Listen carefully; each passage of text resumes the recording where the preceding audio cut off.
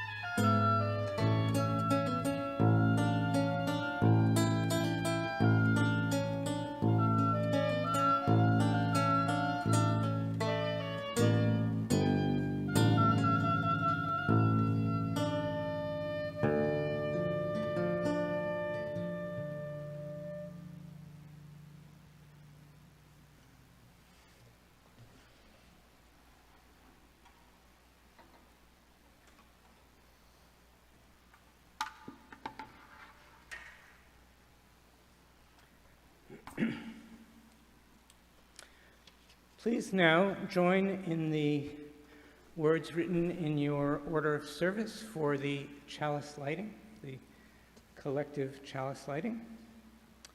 This light burns also in our hearts, and it lights our path towards harmony, justice, and hope for all.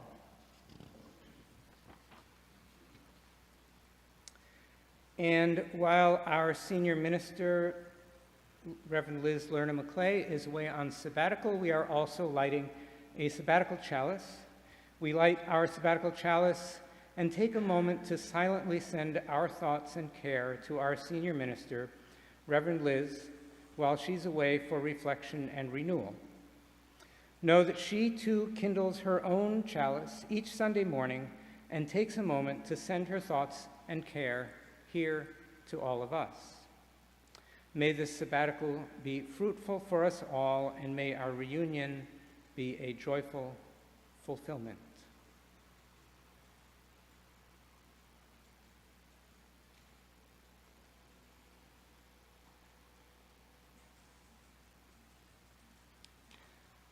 And please join again in your order of service. You will see, oh, time of greeting. Everybody, look around you, say hi to the folks around you. If you're new, you can introduce yourself. If you see someone who's new, you can introduce yourself. And I'll put my mask back on and play part of the game.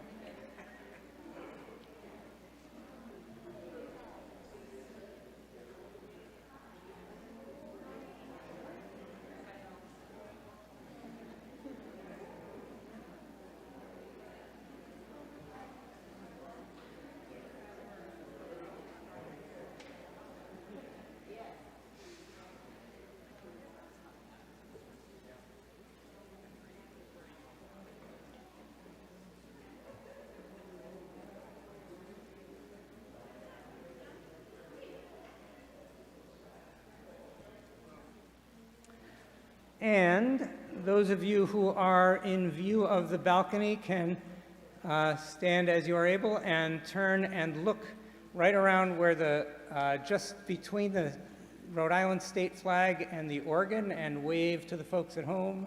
Hey everybody, glad you're with us. And welcome everybody.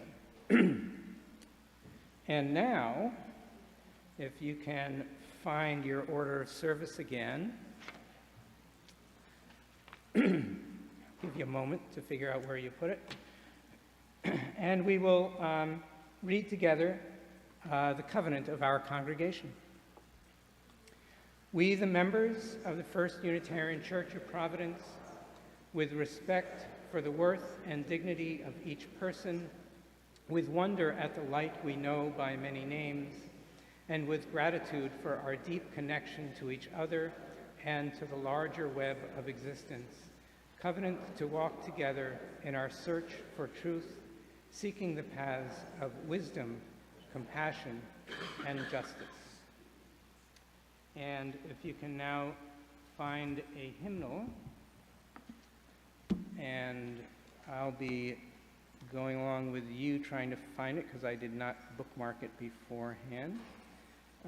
In the back of the hymnal, we will do responsive reading number 440, from the Fragmented World.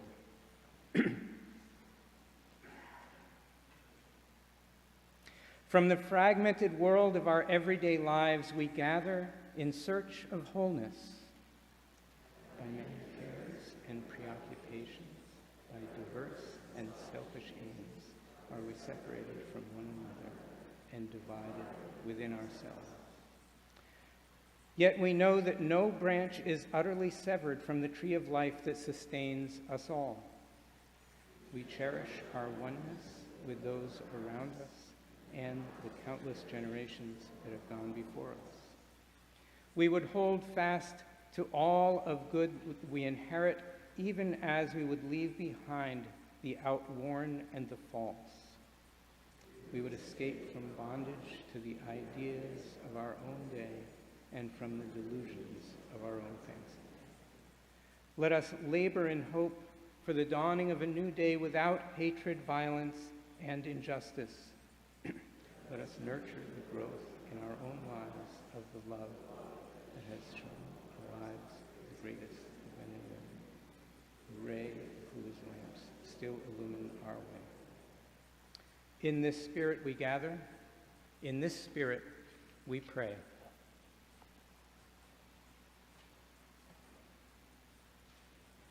And hang on to those hymnals. I believe we are now doing hymn number 298, Wake Now My Senses, one of my personal favorites.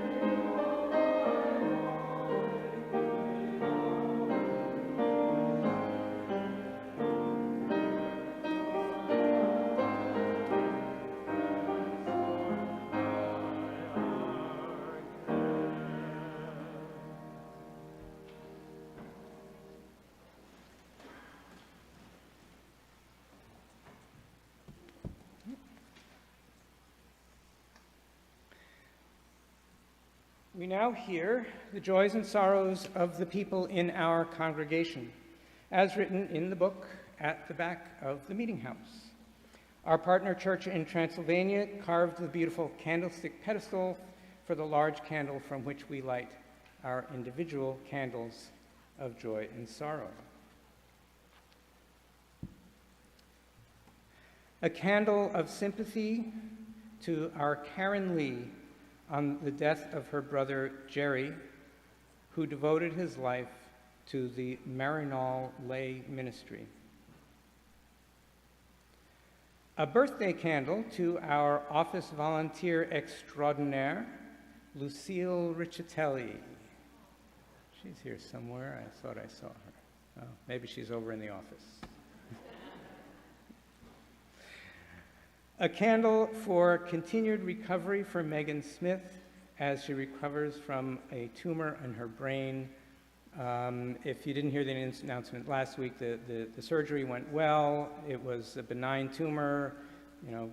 Prognosis is very, very good, but there's a recovery going on there, and so there is a sign up for a meal, providing meals. If you call the church office, you can become part of that. A candle of joy for my son Daniel Amaral and his dear Sarah Larson, who will be married next Saturday, August 6th. A candle of gratitude to Joyce and Richard Buber for opening up their home to visitors this summer. Your hospitality is much appreciated.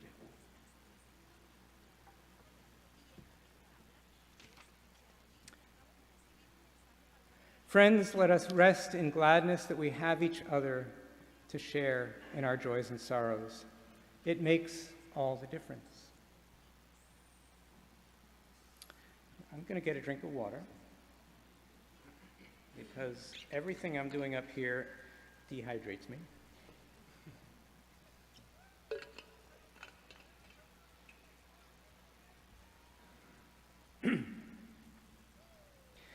Later in the service, you will hear Svetlana talk about the words of the Muslim poet Rumi and how the words of the Muslim poet Rumi affected her spiritual path.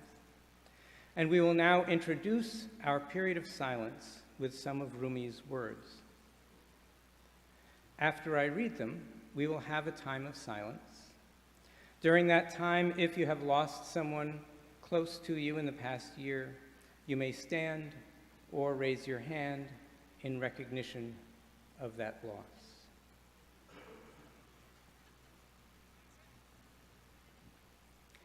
Out beyond ideas of wrongdoing and right doing, there is a field. I'll meet you there. When the soul lies down in that grass, the world is too full to talk about. What you seek is seeking you.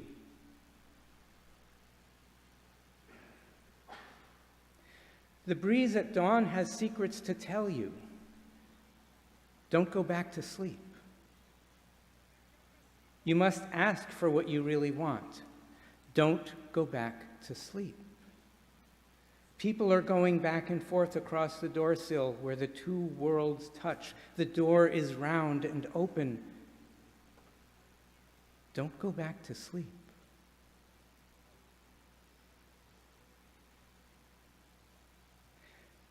Do not feel lonely. The entire universe is inside you. Stop acting so small. You are the universe in ecstatic motion. Set your life on fire and seek those who fan your flames. In silence, there is eloquence. Stop weaving and see how the pattern improves.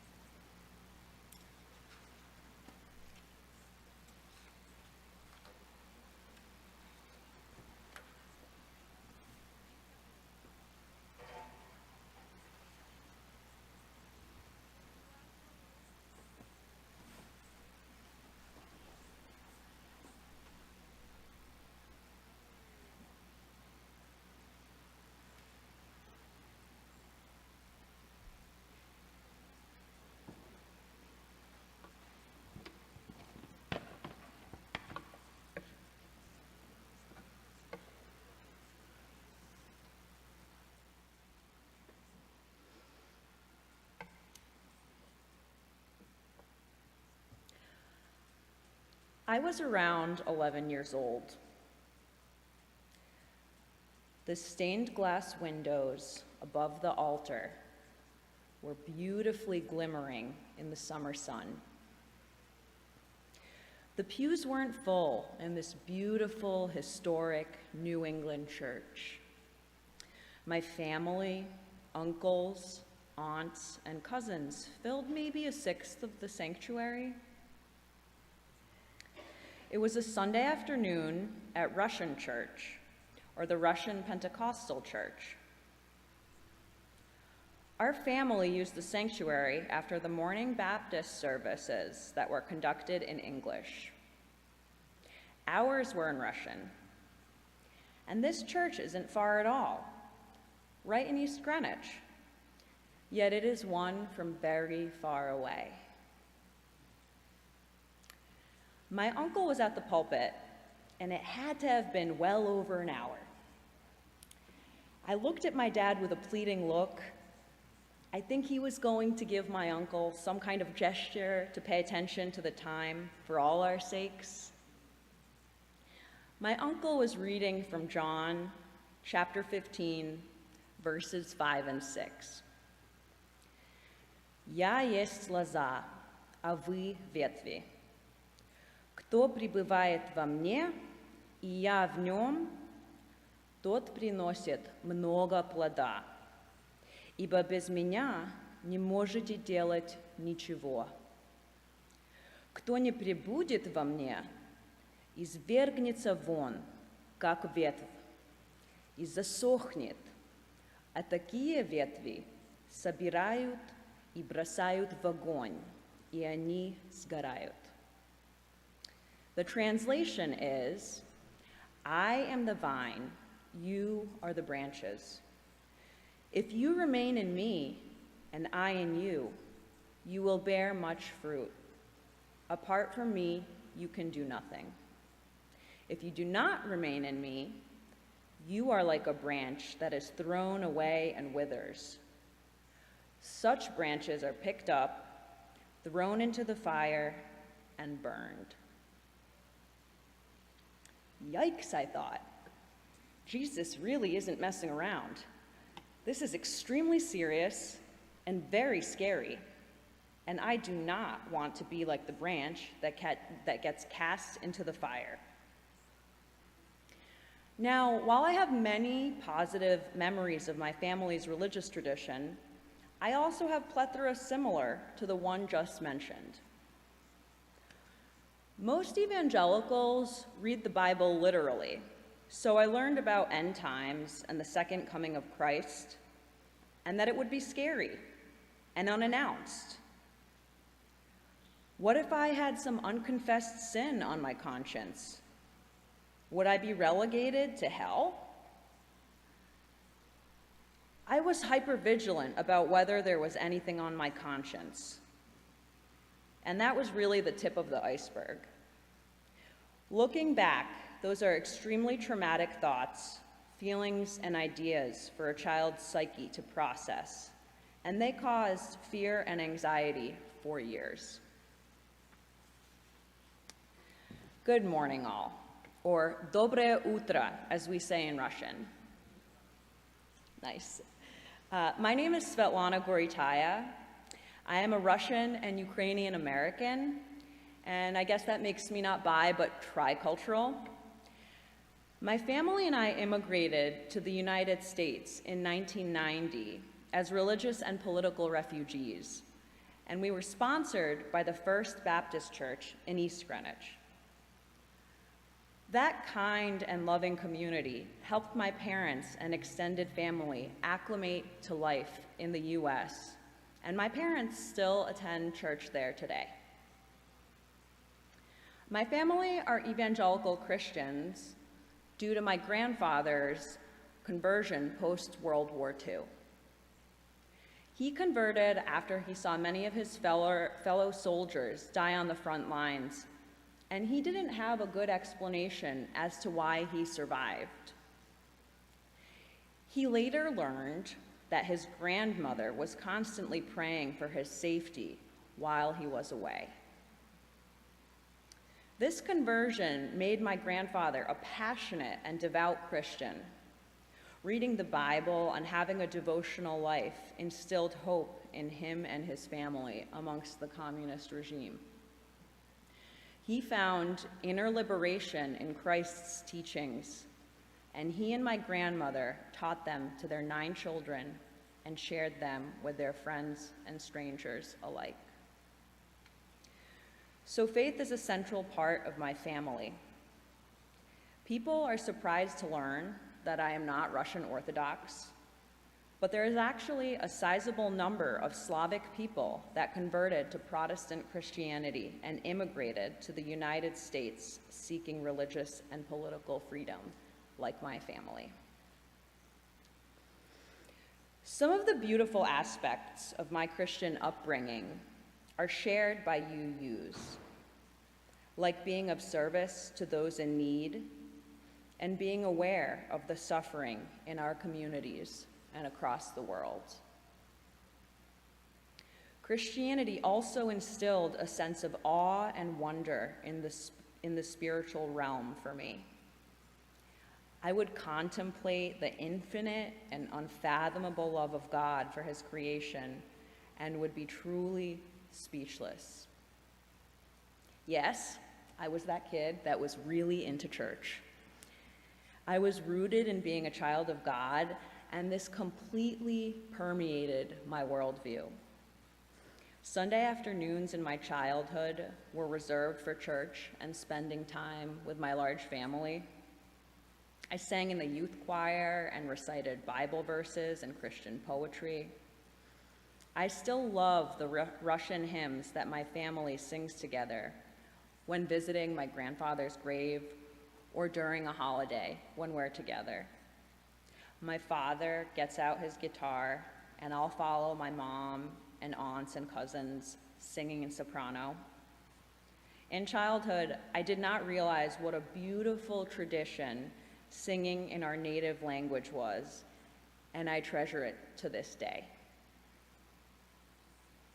Fast forward a bit, as an undergrad at Providence College, I had my first encounter with something different, this weird other type of Christianity called Catholicism. I'd been told that these people worshiped saints instead of Jesus and need a priest as an intermediary to God. They even believe that the bread and wine used in the Mass is actually transformed into the body and blood of Christ through this process called transubstantiation. I had to go check this out. So, it's fall 2007, and wow, that is 15 years ago. And I'm a freshman at Providence College, sitting in St. Dominic Chapel at 10 p.m. on a Sunday night, their last chance Mass. That was a really good Catholic idea. This church also had stunning stained glass windows, glimmering subtly without outside sunlight. The church was packed.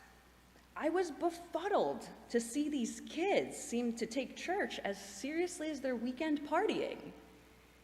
There was a lot of standing and kneeling and crossing yourself, and the timing all of that was extremely confusing.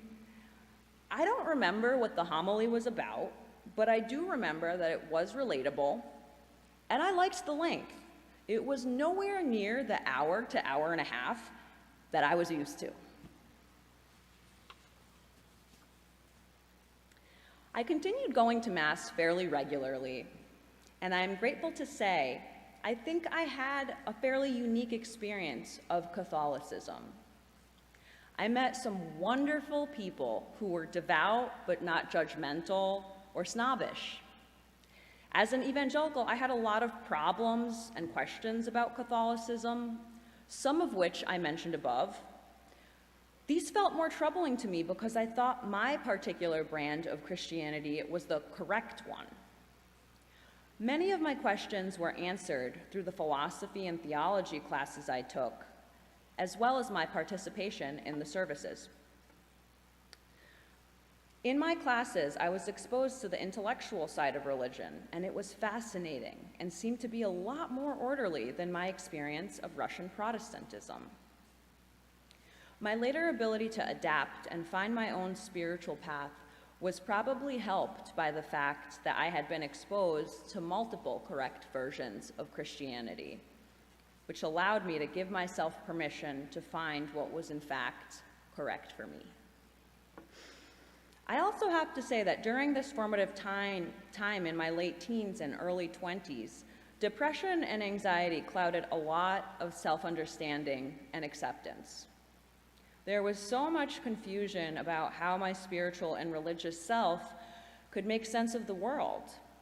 And my spiritual and religious self were what dominated my worldview. This is very common in evangelical and fundamentalist circles. I was feeling constant unease about who I'd become after college and what would happen if I didn't choose the right major. A lot of not understanding what mental health and wellness was or looked like for me. I actually thought I was doing something wrong in my faith life that caused the depression and anxiety I was experiencing. But that also didn't make sense with my conception of an all-loving and compassionate God. I remember one day during that darker time, my enthusiastically Catholic friend Kyle told me I should stop the existential angst, pamper myself by getting my nails done and going on a few dates. At that point, I completely dismissed those seemingly frivolous ideas. I had no time for them because I was busy thinking my way out of my predicaments. I didn't realize how wise that advice was until years afterward, when I learned to take myself a little less seriously. And I realized that advice could come off as trite or demeaning coming from a man, but I actually think more self-care and positive socialization would have done me a world of good. I had no conception of what a balanced life or self-care looked like at that point. In fact, I don't think I'd heard the phrase self-care yet. And I never got advice like that from the more somber Christianity I came from. I think that has to do with the trauma my extended family faced being persecuted for their religious and political beliefs in Russia. Their faith was a huge protective factor, as we call it in social work. It kept them sane and hopeful in dire circumstances of constant discrimination and poverty. My grandfather was even sentenced to 20 years in prison for his religious and political views, and this was not uncommon. After Stalin died and Khrushchev came into power, he lightened the sentence of prisoners like my grandfather, and he was very lucky to be reunited with his family after serving 3 years. Throughout my childhood, it was highly emphasized how blessed we were to be in a country that provided religious and political liberties. And sometimes I felt some of my relatives were stuck living as carefully and somberly as they did in the former USSR, believing that the outside world was a scary and dangerous place. In retrospect, I also see the level of trauma that they endured, and then the difficulty and trauma of assimilating into a new culture, despite it being beneficial in many ways. My parents and extended family didn't talk much about these difficulties of acculturation, but I felt and observed them firsthand. After college, I moved to New York City because I landed a job at a nonprofit. I had no idea what I was doing and no idea where I wanted to be career-wise. My parents didn't get this lack of direction. It was so un-Slavic. Looking for a spiritual home also continued. I explored high church, low church, home church, mega church, New Age communities, and then the Unitarians. That's where I ended up going most consistently. All Souls Unitarian Church on the Upper East Side of Manhattan. I was 21 or 22 and sitting in another pew. I don't think All Souls had stained glass windows, but they had a beautiful woven installation above the sanctuary that inspired contemplation. It looked fairly similar to many other churches I had been to, beautifully historical and well-preserved. The music was truly divine, and I later learned one of the ministers was a lesbian. During one of those early times I attended, one of the readings was from Rumi, the wonderful, ecstatic poet, and one of my absolute favorites. Hearing that, I knew Unitarianism was something special that I wanted to learn more about. During that time of seeking, my mental health also continued fluctuating. I continued to feel rootless without a spiritual home, and my parents felt my exploration was actually making my mental health worse. I had my first experience with therapy in college, and it was extremely helpful. I started again in New York. Around that time, I also came to the realization that I was bisexual. This was another whammy and something I grappled with for about a decade, and another reason I couldn't get behind Christianity that touted homosexuality was sinful. Telling my family about this was an intense dark night of the soul. To this day, this is not something that is respected by my immediate family, although we remain quite close. And now coming back to reasons Unitarianism resonated with me. Unlike the faith of my childhood, UU philosophy is not exclusionary. It meant my Muslim and Hindu friends weren't going to hell, and neither was I. My conscience could relax about sinning all the time. I think practicing yoga and deep breathing helped a lot with grounding me too. I loved how wisdom was gleaned from all of the world's religions, from great writers and thinkers, and that meditation was incorporated into the service. When I first visited First U 4 or 5 years ago, I loved that the minister was an extremely smart woman. I loved that this is the church of the open minds, loving hearts, and helping hands.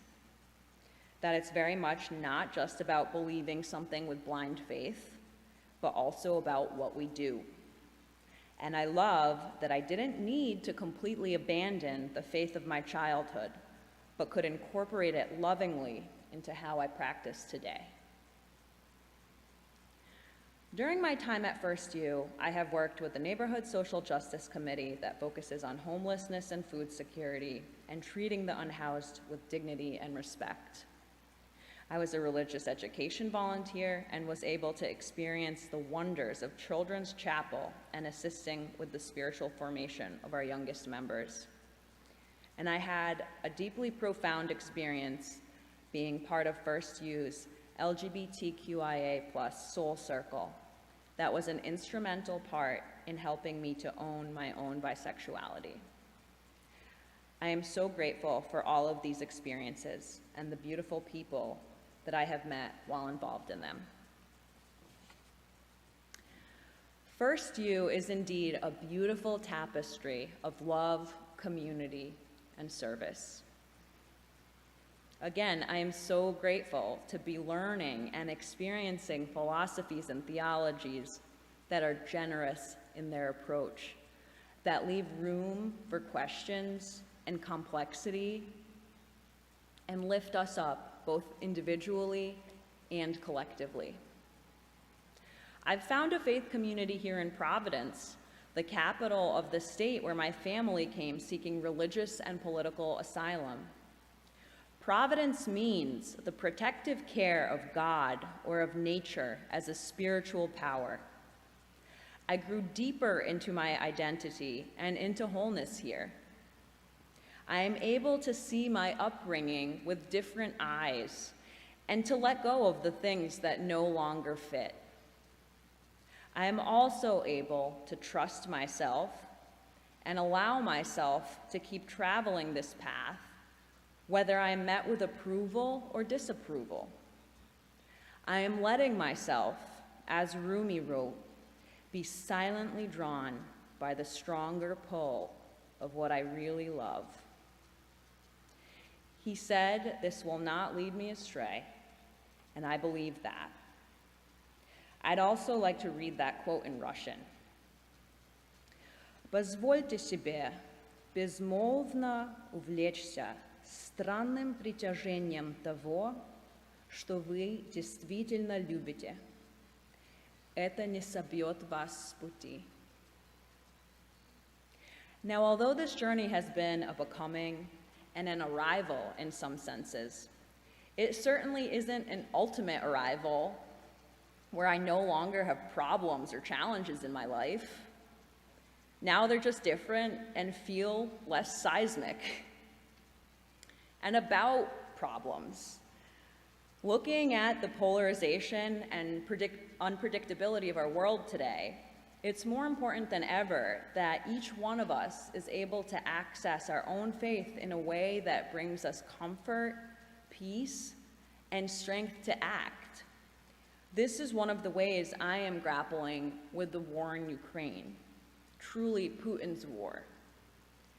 I am not a politician or soldier on the front lines, nor do I have answers to how this conflict will be solved.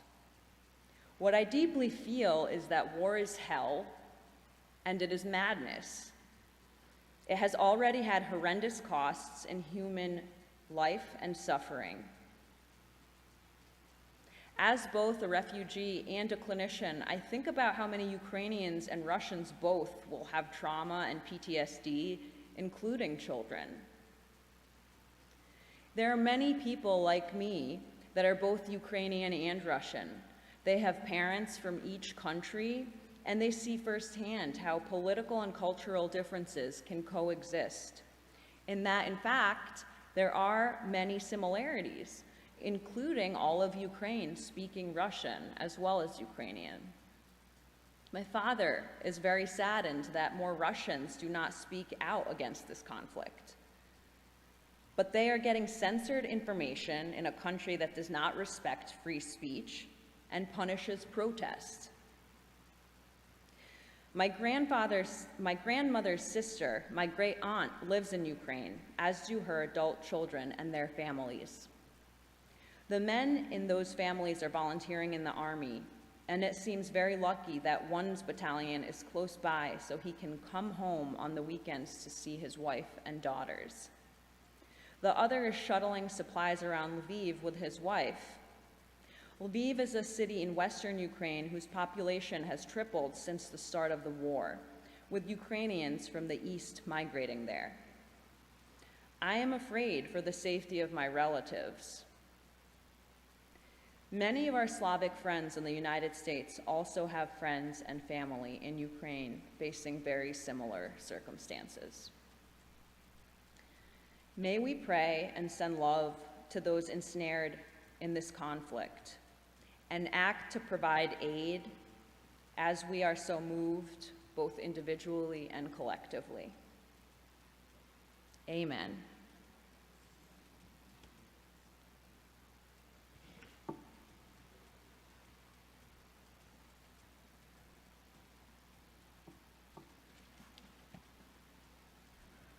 And now grab your hymnals again and rise in body or spirit for hymn number 23, Bring Many Names.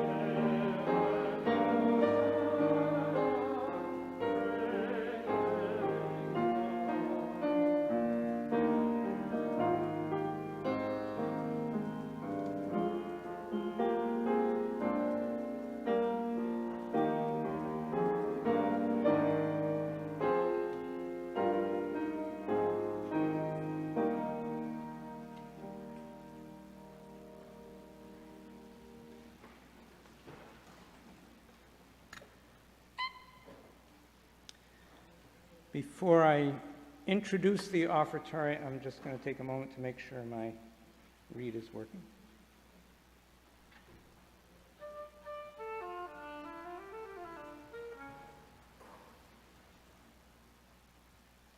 Okay, I think things will work. We are a spiritual community who govern ourselves through democratic process and who support ourselves through our own collective generosity. We take responsibility for how we conduct ourselves as individuals and as a community.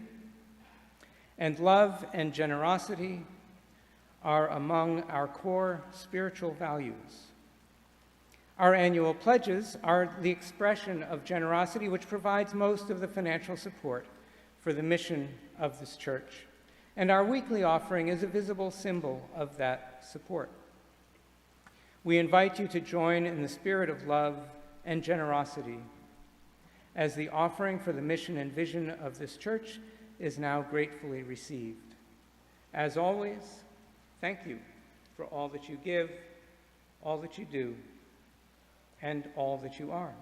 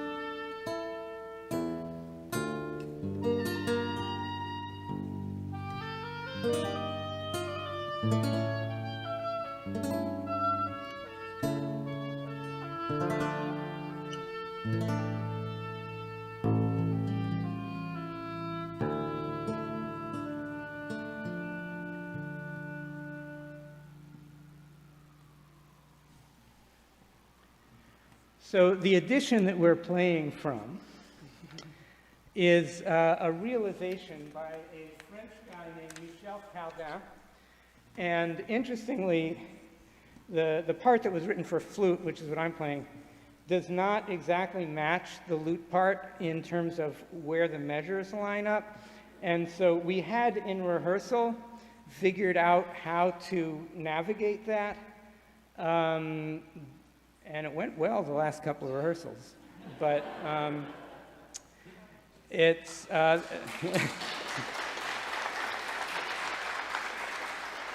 That's what happens when you play from a manuscript that is, sort of an imperfect restoration of a 400-year-old piece of music. In any case,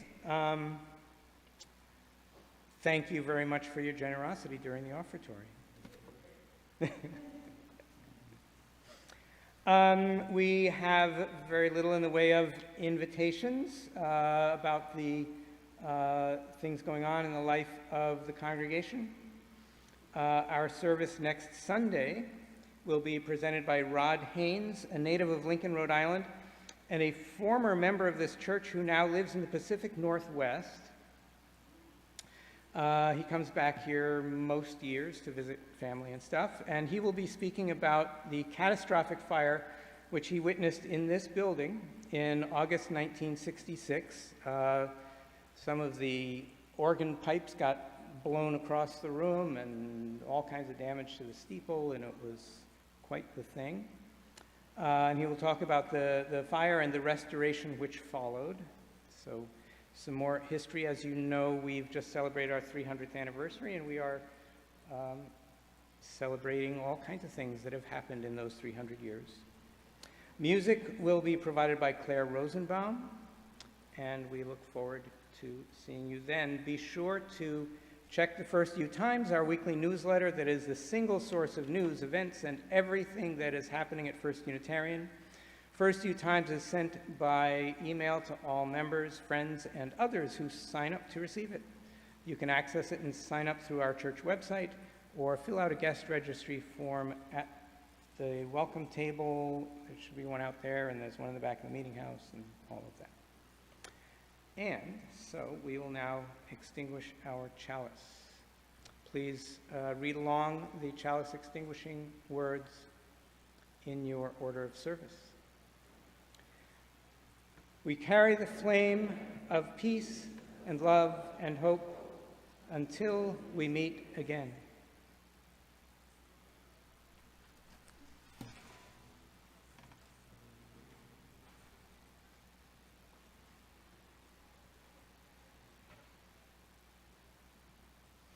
Thank you.